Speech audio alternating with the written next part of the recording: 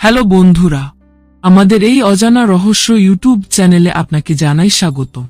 তো আজকে আমি তোমাদেরকে বলবো বাড়িতে তুলসী গাছের পাশে কোন জিনিসগুলো কখনোই রাখতে নেই, জানলে অবাক হবে না আপনি। এবং এই রকম ভিডিও যদি আরো দেখতে চাও তাহলে এখনই চ্যানেলটি সাবস্ক্রাইব করুন, কারণ এই চ্যানেলে প্রতিনিয়ত এইরকম নতুন ভিডিও আসতে থাকে। তো চলুন শুরু করা যাক আজকের ভিডিও। বন্ধুরা, মনে করা হয় তুলসী গাছে স্বয়ং মা লক্ষ্মী ও নারায়ণের বাস।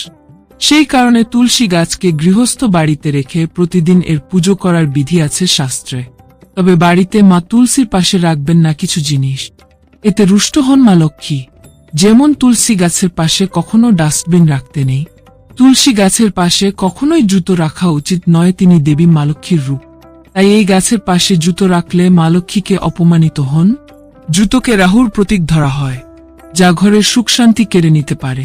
তুলসী গাছের পাশে রাখে না ক্যাকটাস গাছ, তাহলে ঘরে নেতিবাচক শক্তি বাড়তে শুরু করে। কাটা গাছ ছাড়াও গোলাপ গাছের সঙ্গেও তুলসী গাছ রাখবেন না। এই গাছ একসঙ্গে থাকলে বাড়ির সদস্যদের মধ্যে মতভেদ, বিবাদ, ঝগড়া বাঁধতে পারে।